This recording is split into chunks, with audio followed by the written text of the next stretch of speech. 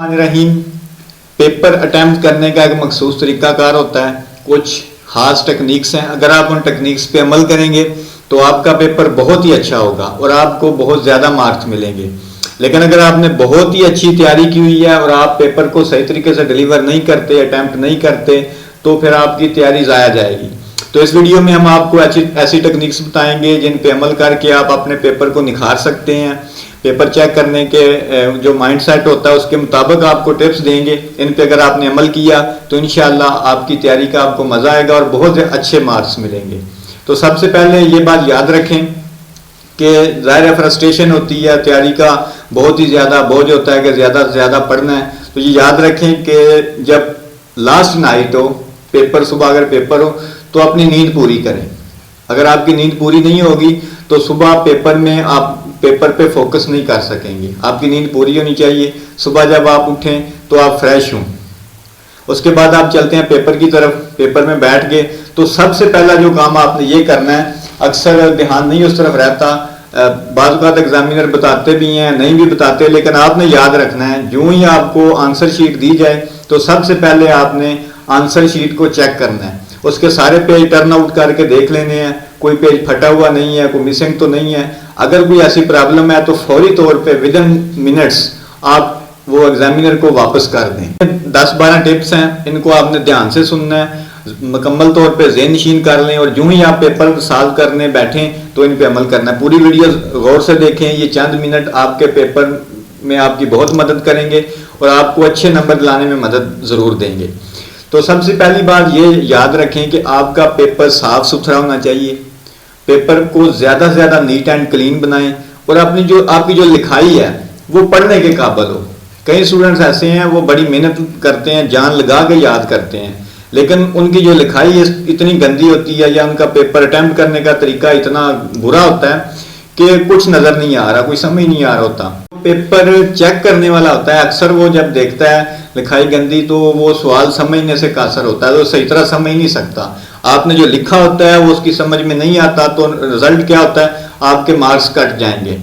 लिखाई अच्छी बनाएं, नीट एंड क्लीन लिखें, साफ सुथरा लिखें। अगली बात यह है कि आप अपने आंसर शीट पे मार्जिन लाइन ज़रूर लगाएं, हाशिया ज़रूर लगाएं। अगर लगा हुआ है तो ठीक, अगर नहीं लगा हुआ तो हाशिया ज़रूर लगाएं। इससे आपके पेपर को एक नई रूह मिलेगी, आपके पेपर की जो व्यू है वो अच्छा नज़र आएगा, प्रेजेंटेशन अच्छी होगी। मार्जिन लाइन लगाएं और ऐसा करें कि शुरू में ही मार्जिन लाइन लगा लें। अगर आप जो ही आंसर शीट मिलती है उसे चेक करने के बाद आप मार्जिन लाइन लगा लें, क्योंकि बाद में अगर आप रखेंगे तो कोई स्टूडेंट्स रखते हैं कि बाद में लगाएंगे तो बाद में टाइम नहीं मिलता। मार्जिन लाइन लगा लें।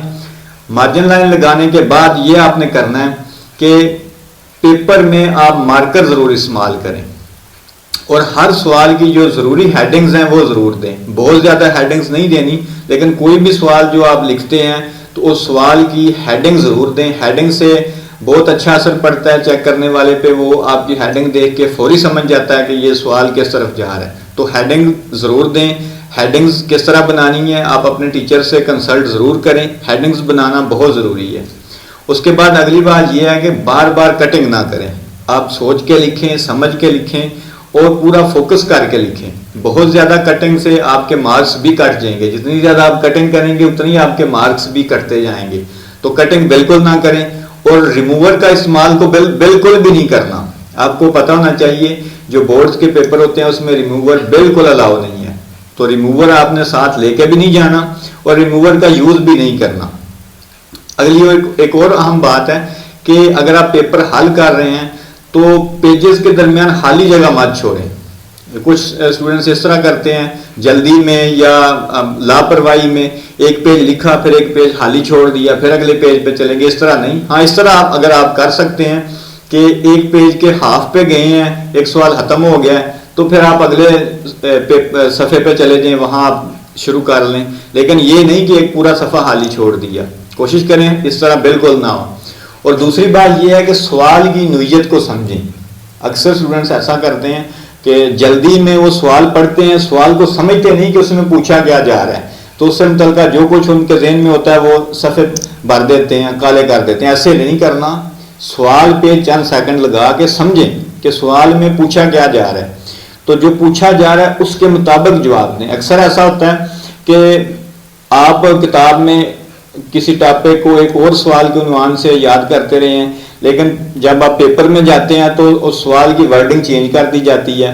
तो वर्डिंग समझना बहुत ज़रूरी है, सवाल की नोयत को समझें। उसके बाद अगली और ज़रूरी टिप ये है कि टाइम को मैनेज करें। बहुत से स्टूडेंट्स ऐसा करते हैं कि टाइम बिल्कुल मैनेज नहीं कर पा रहे और एंड पे ऐसे कहते हैं अगर थोड़ा सा टाइम और मिल जाता ना तो बड़ा ही चंगा मेरा पेपर होना थी। तो टाइम मैनेज करना ये भी आपकी जिम्मेदारी है। बीइंग ए गुड स्टूडेंट, एक अच्छा स्टूडेंट और एक काबिल स्टूडेंट होने के नाते टाइम मैनेजमेंट ये आपको आनी चाहिए। आप देखें पेपर का कितना टाइम है, MCQs कितने टाइम में आपने करने हैं, शॉर्ट क्वेश्चंस कितने टाइम में करते हैं, लॉन्ग क्वेश्चंस के लिए आपके पास कितना टाइम होना चाहिए। आपके जहन में पहले पेपर में जाने से पहले एक माइंड सेट होना चाहिए, उसके मुताबिक आप टाइम मैनेज करें और टाइम मैनेजमेंट के मुताबिक अपने पेपर को लेके चलें। अगर आप टाइम मैनेजमेंट नहीं करेंगे तो आपके सवाल मिस भी हो सकते हैं और आपका पेपर सही नहीं होगा। अगली बात यह है कि नंबर के हिसाब से जवाब दें। यानी अगर आपने 5 नंबर का 5 नंबर का सवाल है तो आपने उतना ही लिखना है जितने नंबर हैं। ये नहीं कि अगर आपको 2 नंबर का सवाल है लेकिन आपको पूरा सफ़ा आता है तो पूरा सफ़ा लिख देंगे, ऐसा बिल्कुल नहीं करना। ऐसा करेंगे तो क्या होगा, आपका वक्त भी ज़ाया होगा और एग्जामिनर पे भी बुरा असर पड़ेगा। वो समझेगा कि ये इसे सही तरह समझ नहीं पेपर पैटर्न की। तो अगर 10 नंबर का सवाल है तो उतना लिखें 10 नंबर का। अगर 2 नंबर का सवाल है तो 2 लाइनें या 3 लाइनें उतना ही लिखें।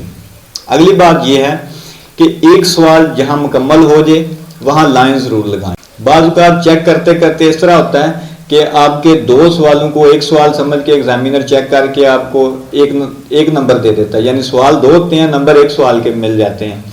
तो ऐसा करें कि एक लाइन छोड़ के लाइन लगाएं ताकि एग्जामिनर चेक करने वाले को क्लियर कट पता चल जाए कि यहाँ एक सवाल खत्म हो गया। अगली बात यह है कि आपने अपने पेपर के एंड पे रिव्यू के लिए, रीचेक के लिए टाइम ज़रूर बचाना है, क्योंकि मिस्टेक हो सकती है और बाज़ औक़ात एक छोटी मिस्टेक बहुत ज़्यादा नंबर कटवा देती है।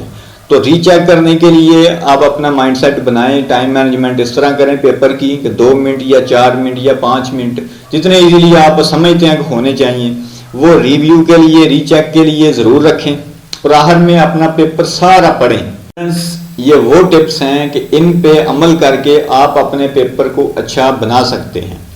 मज़ीद बहुत सी चीज़ें हैं जिन्हें आप तक पहुंचाना है, स्टडी के हवाले से, पेपर के हवाले से, एजुकेशन के हवाले से। तो उसके हवाले से मैं आप सबसे रिक्वेस्ट करता हूं कि हमारे चैनल को ज़रूर सब्सक्राइब करें। अगर वीडियोस अच्छी लग रही हैं तो लाइक भी करें, कमेंट भी करें।